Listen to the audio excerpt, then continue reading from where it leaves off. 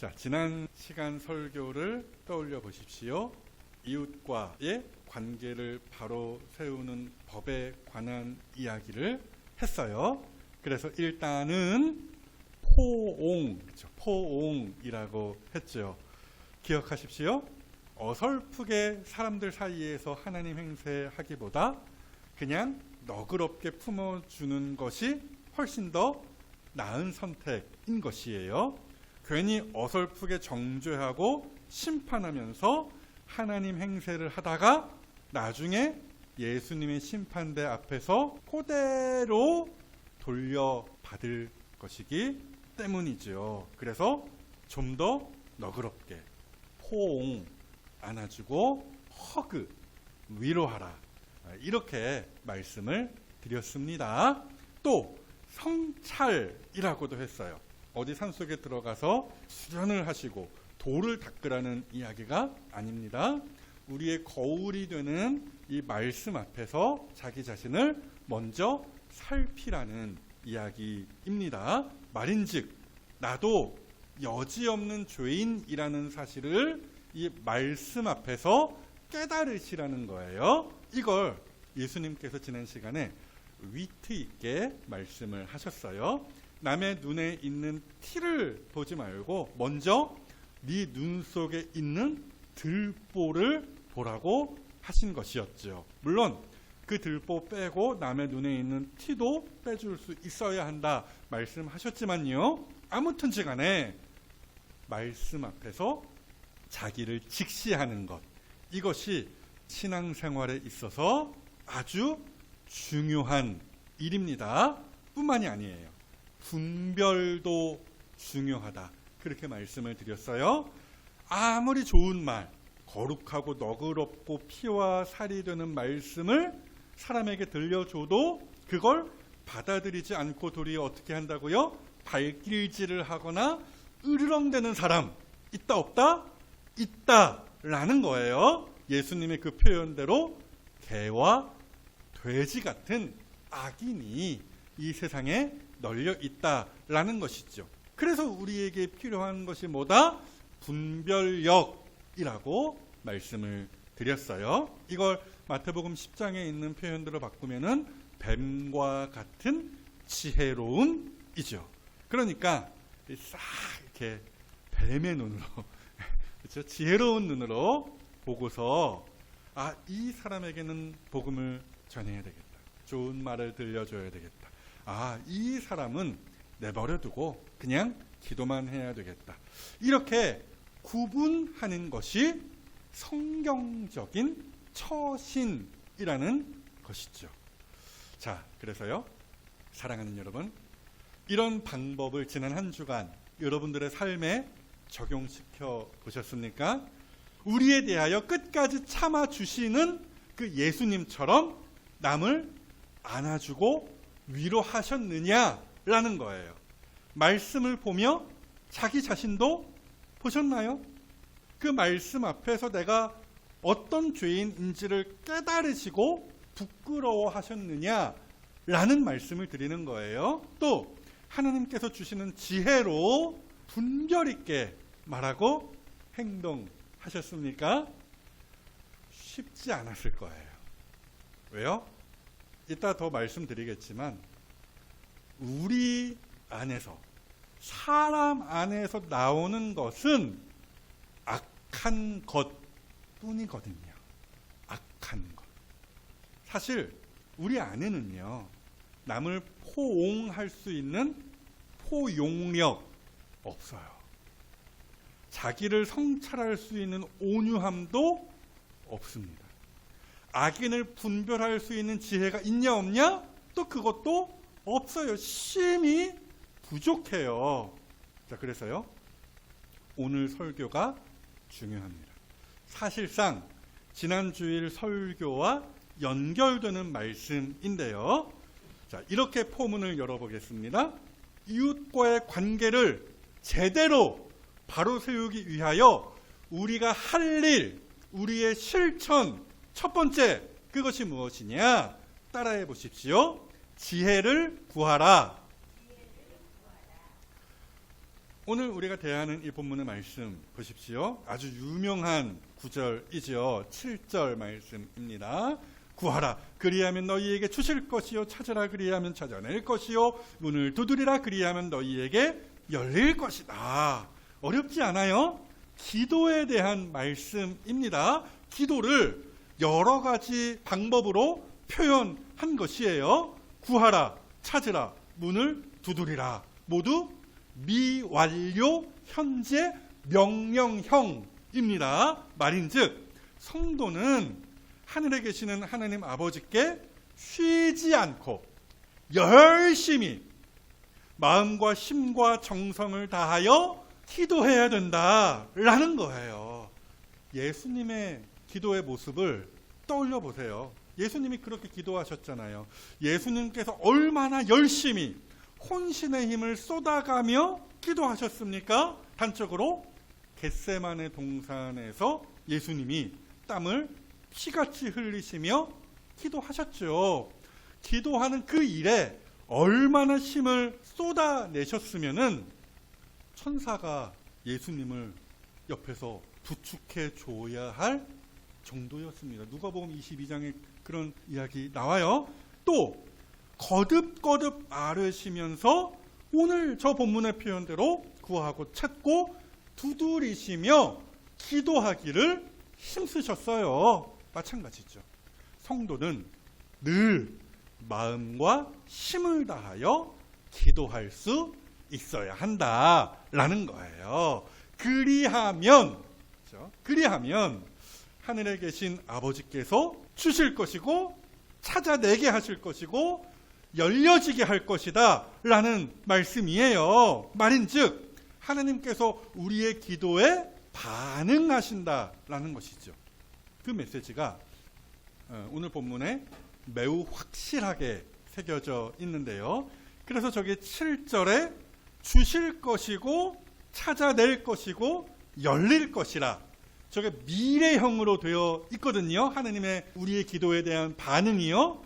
그런데 이어지는 8절에서는 참 재미있게도 현재형으로 되어 있습니다. 물론 한글말 번역으로는 티가 잘 안 나지만 아무튼간에 8절 보십시오. 이렇게 되어 있어요. 구하는 이마다 받을 것이요 찾는 이는 찾아낼 것이요 두드리는 이에게는 열릴 것이니라. 그러니까 뉘앙스를 잘 살려보면은 이렇게 돼요.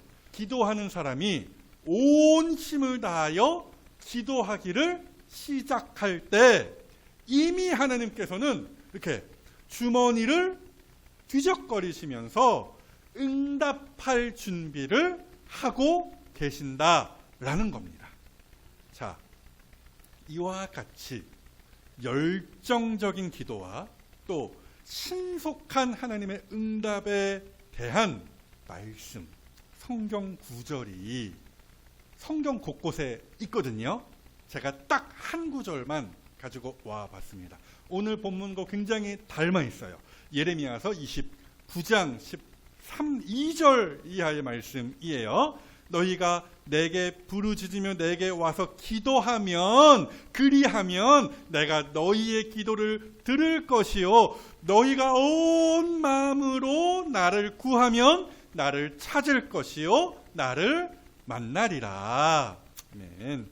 그러므로 사랑하는 여러분, 오늘 예수님께서 가르치신 것과 같이 힘을 다하여 기도하시고 기도하는 둥 마는 둥 여기서 벗어나서 힘을 다하여 기도하시고 하나님께 응답 받으시는 이 자리에 기도의 용사들이 다 되어주시기를 우리에게 기도를 가르치시고 응답을 약속해 주신 주님의 이름으로 축복합니다. 다만 우리가 뭘 구하느냐 또 하나님께서 뭘 주시느냐 이것이 오늘 설교의 포인트입니다. 자, 그래서요 제가 아까 따라해보라고 말씀드렸죠. 뭘 구하라고 제가 말씀드렸어요? 지혜. 지혜를 구하라. 그렇게 말씀을 드렸어요. 뭐 돈을 구하고 권력을 구하고 어떤 세상적 성공을 구하는 것이 아니라 하늘로부터 오는 지혜를 구하여야 한다. 그렇게 아까 말씀을 드렸습니다. 자, 보세요. 아까 제가 설교 서두에 말씀드린 것과 같이 우리는 남을 포옹하고 자기를 성찰하고 사람을 분별해야 한다라고 했잖아요. 그러면 그렇게 하려면 우리에게 있어야 할 것이 뭐예요? 가령 남을 넉넉하게 포용할 수 있는 너그러움이라든지 고집스러운 자기 생각을 버리고 말씀을 거울 삼을 수 있는 온유함이라든지 사람을 가려서 대할 수 있는 분별력, 즉 지혜로움이죠. 이거 다 어디에 있는 거예요? 이거 다 누구로부터 받는 것입니까? 하나님께 받는 것이죠. 하나님께 있는 것이고 하나님으로부터 우리가 받아 누리는 것이에요. 말인즉 사람 안에서 나올 수 없는 것들이에요. 예수님께서 그렇게 말씀하셨어요. 사람 안에서 나오는 것은 결코 좋은 것이 아니라 악한 것이라고 말씀하셨죠. 마가복음 7장 21절 이하의 말씀입니다. 속에서 곧 사람의 마음에서 나오는 것은 악한 생각, 곧 음란과 도둑질과 살인과 간음과 탐욕과 악독과 속임과 음탕과 질투와 비방과 교만과 우매함이니 이 모든 악한 것이 다 속에서 나와서 사람을 더럽게 하느니라. 저는요, 저 말씀에 100% 동의하는 게요, 다른 사람이 아닌 저를 보면은 그렇습니다. 하나님께서 은혜를 막 이렇게 저에게 주셔서 그 은혜 가운데에서 저를 너그럽게 하시고 지혜롭게 하시곤 하는 거예요. 그런데 가끔씩 종종 자주 그 약발이 떨어질 때가 있다라는 것이죠. 그때는 뭐 여지없이 실수를 합니다. 내 안에서 결코 좋은 것이 나가지가 않아요. 지금도 한 10년은 넘게 지났는데도 잊혀지지 않는 그 말실수, 저의 말실수 하나가 있는데요. 예전에 서울의 그 성산교회에 있을 때입니다. 그날 겨울이었던 것 같아요. 성탄절 그 전날, 그 성탄절 발표회를 보통 저녁 시간에 밤늦게 이렇게 하잖아요, 교회마다. 그때였던 것 같아요. 제가 가르치던 청년 하나가 자기 여자친구를 교회에 데리고 왔어요. 그리고 저에게 소개시켜줬죠. 아, 목사님 아시죠? 제 여자친구 누구누구입니다. 이렇게 소개를 시켜줬어요. 그때 제가 했던 말이 뭐냐? 접대 개가 아니네? 처음 보는 거니까 웃자고 분위기 좀 좋게 만들어 보자고 농담을 한 것인데 그 여자친구가 제 말에 어마어마한 상처를 받았던 거예요. 야고보서에서 그렇게 가르치거든요. 세상의 짐승, 물고기, 곤충 다 세상 만물을 사람이 길들일 수 있어도 뭐는 길들일 수 없다? 사람의 혀. 사람의 혀는 능히 길들일 수 없다라는 것이죠. 그러니까 조금이라도 내 안에서 은혜가 떨어지면 그렇게 남에게 상처 주는 말을 막 이렇게 쏟아내곤 한다라는 거예요. 저만 그래요? 다 마찬가지죠.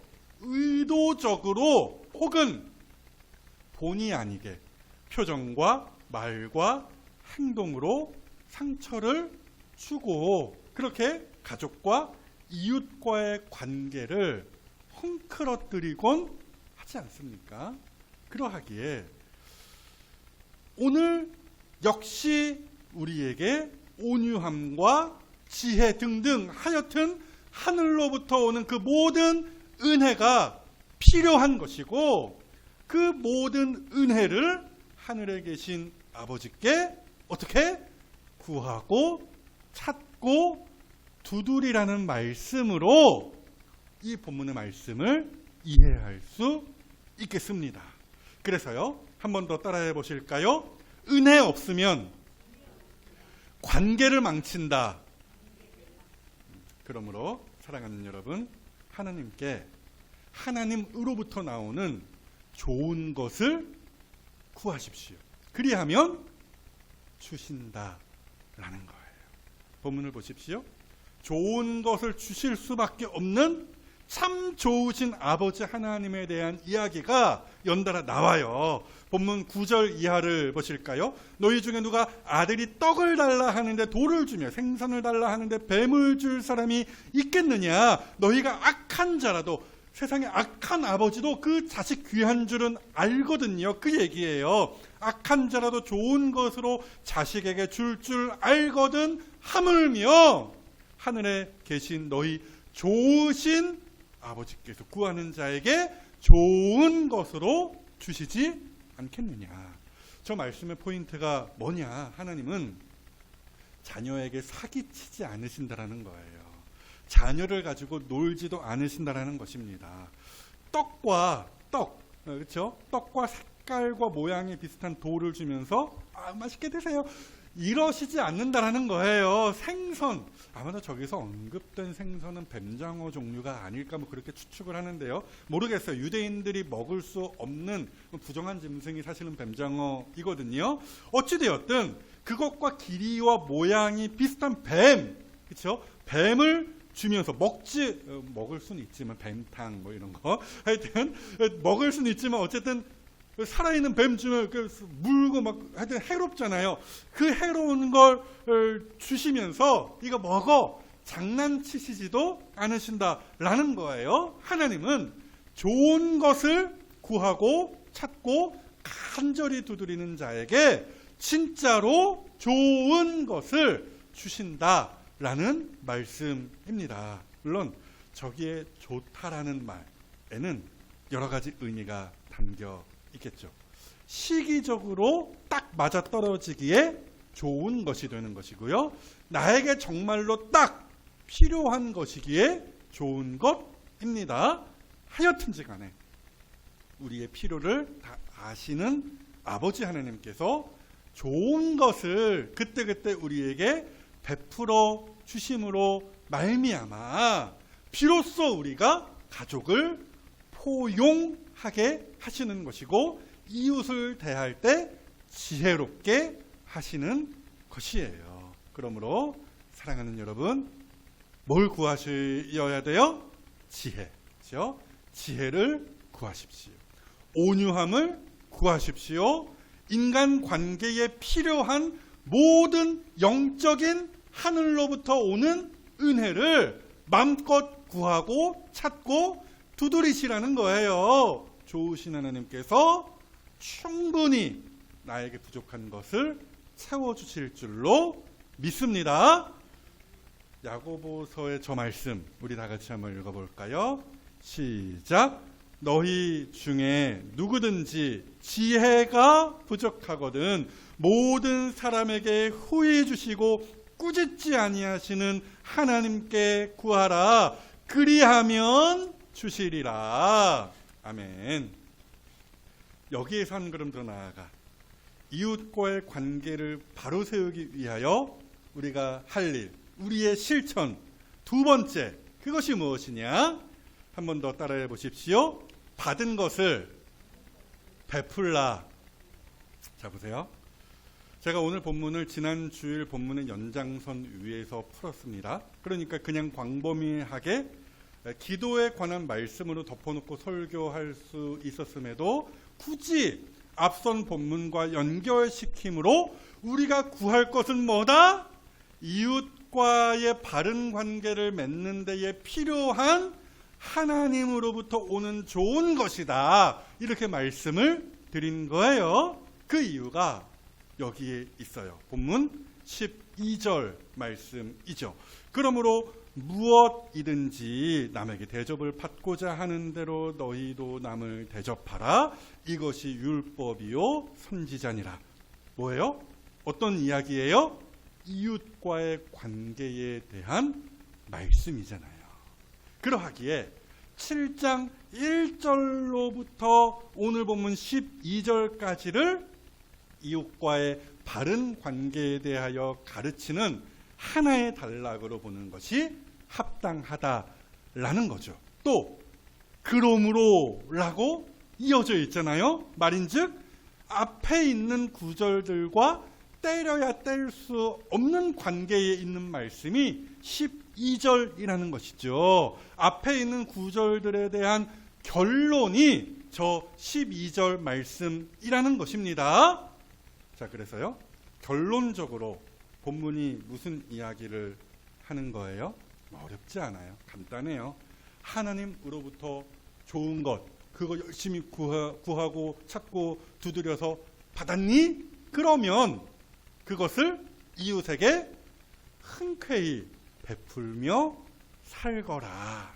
이 말씀입니다. 즉 사랑의 실천에 관한 말씀을 예수님께서 마저 하시는 것이죠. 물론 말처럼 저게 간단하고 쉬운 것은 아니에요. 왜요? 우리 모두에게는 자기중심성이라는 한계가 있거든요. 뭐 이것도 어려운 이야기 아니에요. 아담과 하와의 이야기를 떠올려 보세요. 아담이 죄 짓기 전에는 아내를 향하여 뭐라고 했어요? 이는 내 뼈 중에 뼈요 살 중에 살이라. 무슨 얘기예요? 어마어마하게 나에게 소중한 존재가 내 아내입니다 라는 고백이었거든요. 그런데 죄 짓고 나서, 즉 죄가 인류 가운데, 인간 가운데 들어온 이후에 아담이 그 아내를 향하여, 똑같은 그 아내를 향하여 뭐라고 했다고요? 저 여자 때문입니다.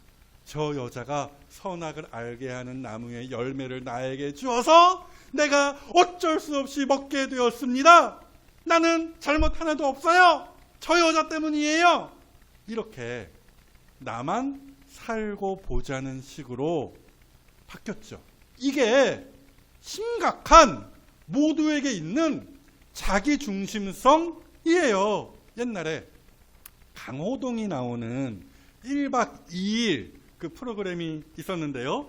거기서 툭 하면은 강호동이 이렇게 외쳤던 거를 제가 기억을 합니다. 나만 아니면 뭐 이런 거 있었어요. 나만 아니면 된다고. 이런 게 자기중심성이에요. 그래서 오늘 예수님께서 말씀하시는 거죠. 자기 것만 챙기고 자기만을 위하는 그 자기중심성을 깨뜨려 버리라는 거예요. 그래서 남에게 대접받고 싶으냐, 그런 욕심이 있느냐, 그 욕심을 부려서 나를 대접하시오, 이렇게 자기중심적으로 나가지 말고 남에게도 똑같은 바람이 있겠지, 역지사지라고 하죠. 입장을 바꿔놓고 생각해 보는 거예요. 그렇게 타인 중심적으로 모든 상황을 생각함으로 남을 대접하라, 이렇게 말씀하시는 거예요. 밥 한 끼를 사고 커피를 쏘고 꼭 그러라는 것이 아니라, 거하게 상차려서 대접해 주라는 그런 이야기가 아니라, 남을 지나치게 비판하지 말고 정죄하지도 말고 온유하고 너그럽게 대하라는 것이죠. 나중에 몇 배로 돌려받기 위하여 계산하고 그렇게 남을 선대해 주는 것이 아니라 그냥 대접하라, 그 말씀이에요.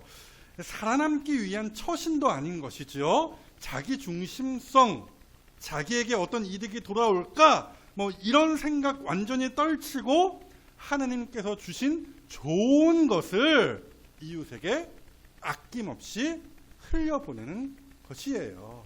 그렇게 퍼주다가 모자란다? 지친다? 한계에 다다랐다? 그러면 어떻게 해야 돼요? 다시 처음으로 돌아가서 좋은 것을 주시는 하나님께 구하고 찾고 두드리면 되는 것이죠. 어찌되었든 저런 원리를 또 다른 성경 구절로 바꾸면 이렇게 될 것 같아요. 자기를 부인하고. 자기 중심성은 어쨌든 떨쳐야 돼요. 자기를 부인하고 예수를 따르는 것이고, 이웃을 내 몸과 같이, 그렇죠?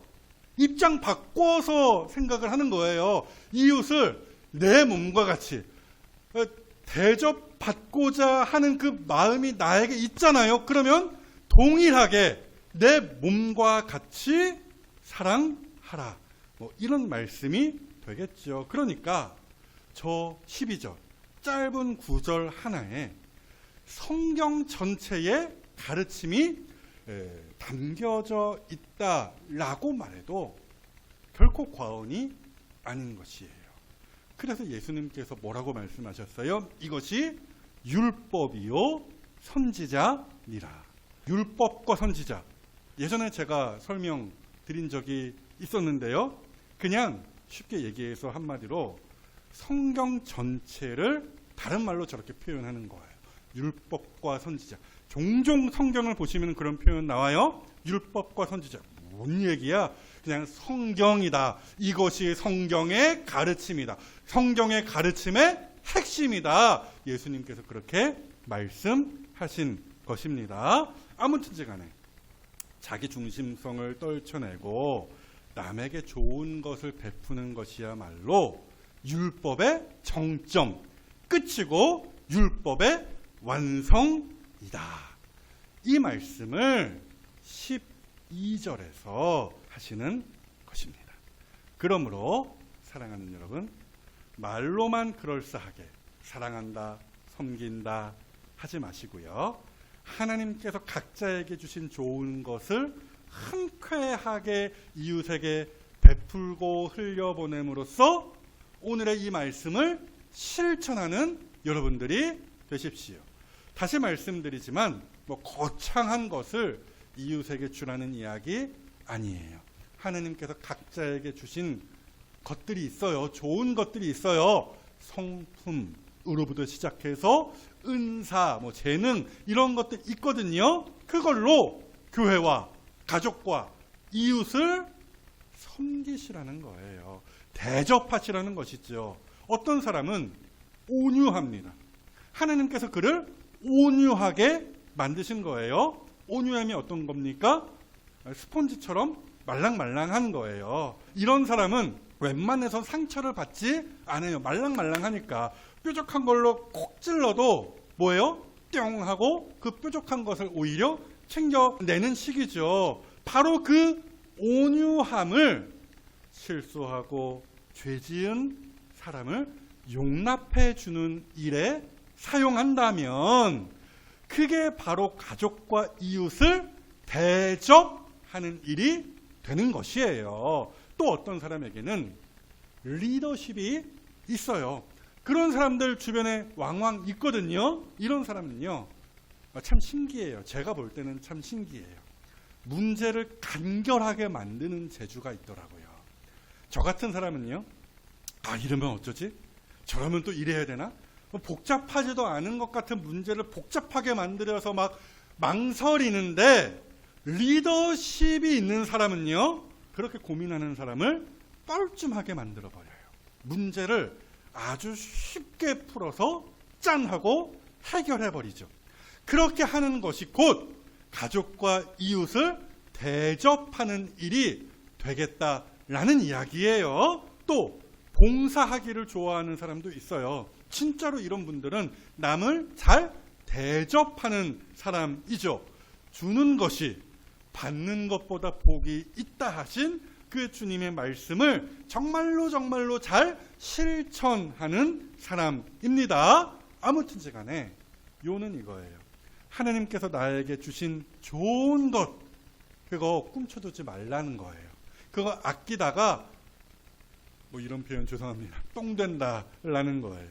주신 것을 가지고 가족과 이웃을 그때 프레시하게, 그렇죠? 주신 것을 바로 신선하게 대접하는 그 인생이 하나님 보시기에 좋은 인생이고 성경의 저 가르침에 부합하는 인생이라는 것입니다. 그래서 끝으로요, 요한 1서 3장의 말씀 우리 다 같이 한번 읽어 보실까요? 시작. 자녀들아, 우리가 말과 혀로만 사랑하지 말고 행함과 진실함으로 하자. 아멘.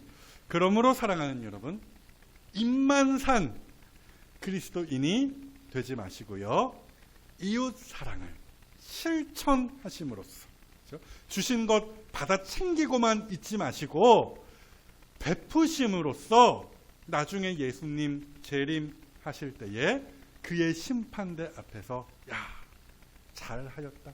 내가 준 1달란트, 내가 준 5달란트, 내가 준 10달란트, 하여튼 내가 준 좋은 것으로 남을 열심히 섬겼구나, 대접했구나, 착하고 충성된 종아, 이렇게 칭찬받으시고 행한 대로 상급을 챙기실 수 있는 이 자리에 지혜로운 주의 자녀들이 다 되어 주시기를 오늘도 우리의 삶을 저울에 달아보시고 측정하고 계시는 우리 주 예수님의 이름으로 축복합니다.